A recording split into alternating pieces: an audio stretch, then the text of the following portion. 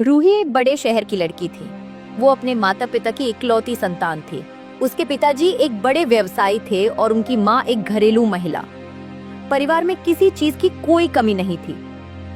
रूही ने हाल ही में स्नातक की पढ़ाई पूरी की थी और उसकी शादी राहुल नामक युवक से हुई थी।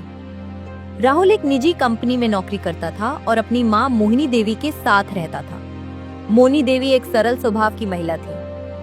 शादी के बाद जब पहली बार रूही ने ससुराल में कदम रखा तो उसने अपनी सास से कहा, माँ जी, मुझे बहुत भूख लगी है, कुछ खाने को बना दीजिए और मेरे कमरे में भिजवा दीजिए। मोहिनी देवी बहू की बात सुनकर हैरान रह गई, लेकिन कुछ नहीं बोली। वो चुपचाप रसोई में गई और बहू के लिए बड़े प्यार से खाना बनाया और उसके कमरे में लेकर गई। रूही ने खाना खाया और मन ही मन सोचने लगी, अब थोड़ा सा स्लेट पेंसिल निकाल कर खा लेती हूँ, बाद में राहुल कमरे में आ जाएंगे तो नहीं खा पाऊंगी। असल में रूही को एक बुरी आदत थी, स्लेट पेंसिल खाना।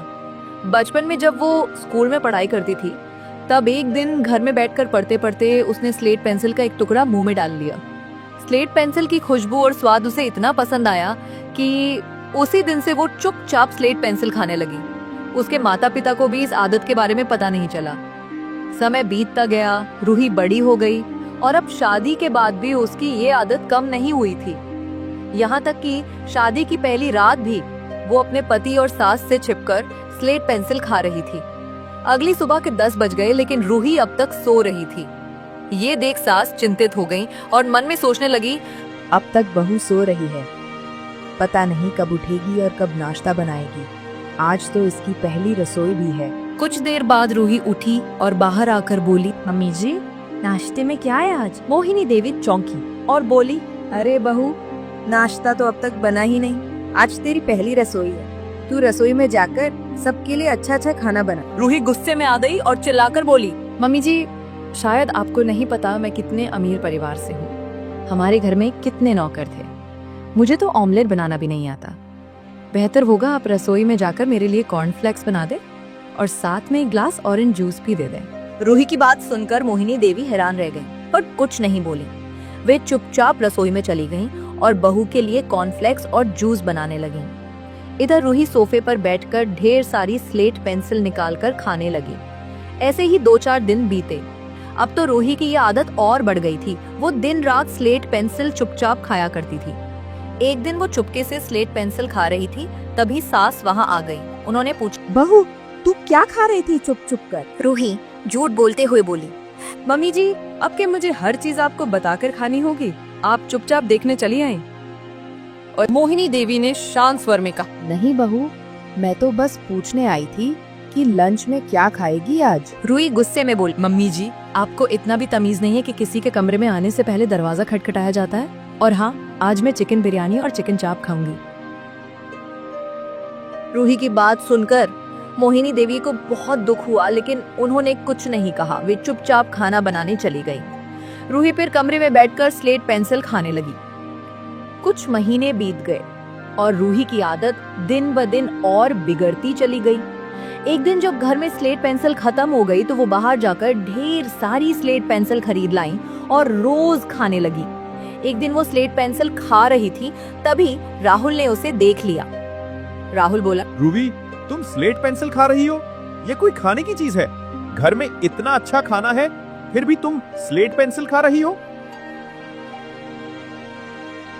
रूही गुस्से में बोली, तुम्हें क्या, मैं जो भी खाऊं तुम्हें उससे क्या मतलब? मुझे स्लेट पेंसिल बहुत पसंद है और मैं खाऊंगी। आज राहुल को गुस्सा तो आया, लेकिन वो शांत होकर बोली, रूही, स्लेट पेंसिल खाने से शरीर में खून की कमी हो जाती है, तबीयत भी बिगड़ सकती है। प्लीज ये सब मत खाओ। रूही चिल्लाकर बोली, मुझे कुछ नहीं होगा, मैं बचपन से खा रही हूँ। अब तक कुछ नहीं हुआ तो अब क्या होगा? राहुल चुपचाप घर से बाहर चला गया। रात को वो अपनी माँ के पास गया और बोला, माँ, आपसे कुछ बात करनी है रूही के बारे में। मोहिनी देवी ने पूछा, क्या हुआ बेटा? रूही ने क्या किया? राहुल बोला, माँ, आपको पता है रूही स्लेट पेंसिल खाती है। आज मैंने खुद देखा और जब समझाने की कोशिश की तो मुझ पर चिल्ला पड़ी। मोहिनी देवी बोली, हाँ बेटा, मुझे भी पता है, मैंने भी एक बार देखा था। कुछ बोलो तो झगड़ने लगती है और कोई काम भी नहीं करती। अब राहुल को बहुत गुस्सा आया। बस अब बहुत हो गया, अब इसे सबक सिखाना पड़ेगा। मेरी माँ से बदतमीजी भी करती है। कुछ दिन बाद राहुल ने गुस्से में कहा, रूही, तुम कुछ काम भी कर लिया करो। माँ की उम्र हो गई है, अब घर के सारे काम वही करे तो अच्छा नहीं लगता। रूही ने उसे नजरअंदाज कर दिया और बाहर जाके स्लेट पेंसिल खाने लगी। अब तो वो खाना भी नहीं खाती थी, दिन रात स्लेट पेंसिल ही खाती रहती थी। एक दिन वो सोचने लगी, क्यों ना स्लेट पेंसिल से केक बनाकर खाऊं, कितना स्वादिष्ट होगा। उसने स्लेट पेंसिल को पानी में मिलाकर पेस्ट बनाया, थोड़ी देर के लिए उसे छोड़ दिया और फिर केक बना लिया। उस पे ढेर सारी स्लेट पेंसिल के टुकड़े डालकर सजाया जैसे सामान्य केक में ड्राई फ्रूट होते हैं। फिर वो केक खाने लगी और उसे इतना अच्छा लगा कि पूरा केक अकेले ही खा गई। अब वो रोज कुछ न कुछ स्लेट पेंसिल से बनाकर खाती थी। कुछ महीने बीते, एक दिन उसके पेट में बहुत तेज दर्द होने लगा। वो 2-4 दिन तक दर्द सहती रही लेकिन किसी को कुछ नहीं बताया। फिर एक दिन दर्द असहनीय हो गया। वो राहुल से बोली, राहुल, मेरे पेट में बहुत ज्यादा दर्द हो रहा है, प्लीज मुझे डॉक्टर के पास ले चलो। राहुल गुस्से में चिल्लाए, अब क्यों डॉक्टर के पास जाना है? तुम्हें तो कुछ नहीं होता ना? स्लेट पेंसिल खाती रहो, किसी की बात नहीं सुनती, कोई काम नहीं करती, मुझसे और माँ से बदतमीजी करती हो। अब भुगतो, मैं तुम्हें डॉक्टर के पास नहीं ले जाऊंगा। रूही को अपनी गलती का एहसास हुआ। वो रो पड़ी और माफी मांगने लगी। फिर मोहिनी देवी और राहुल उसे डॉक्टर के पास ले गए। डॉक्टर ने जांच कर बताया कि स्लेट पेंसिल अधिक खाने से पेट में दिक्कत हुई है और यदि उसने ये आदत नहीं छोड़ी तो गंभीर बीमारियां हो सकती हैं। घर लौटकर रूही कुछ दिन तक स्लेट पेंसिल नहीं खाई। अब वो घर का सारा काम करने लगी और सास से भी प्रेम पूर्वक बात करती थी। लेकिन कहते हैं ना, आदत आसानी से नहीं जाती। एक दिन उसका मन फिर मचल उठा। उसने सोचा, थोड़ा सा स्लेट पेंसिल खा लेती हूँ, मम्मी जी सो रही हैं और राहुल भी घर में नहीं है, किसी को पता नहीं चलेगा। उसने स्लेट पेंसिल निकाली और खाते खाते एक साथ 5 डिब्बे खत्म कर दिए। अब वो फिर से रोज स्लेट पेंसिल छिप कर खाने लगी। एक दिन जब वो स्लेट पेंसिल खा रही थी तभी सास ने देख लिया। उन्होंने कहा, बहू, तू फिर से स्लेट पेंसिल खा रही है। अगर राहुल को पता चला तो इस बार वो बहुत गुस्सा करेगा और शायद डॉक्टर के पास भी ना ले जाए। रूही रोते हुए बोली, मम्मी जी माफ कर दीजिए, अब से मैं कभी स्लेट पेंसिल नहीं खाऊंगी, प्लीज राहुल को मत बताइए। मोहिनी देवी कुछ नहीं बोली और चली गई। रूही ने उसी दिन सारी स्लेट पेंसिल फेंक दी और अब जब भी उसका मन करता वो चॉकलेट खा लेती। धीरे धीरे उसकी ये आदत छूट गई। अब उसकी तबीयत ठीक थी। वो घर का पूरा काम करती थी, सास से प्रेम करती थी और राहुल के साथ उसका रिश्ता भी सुधर गया था।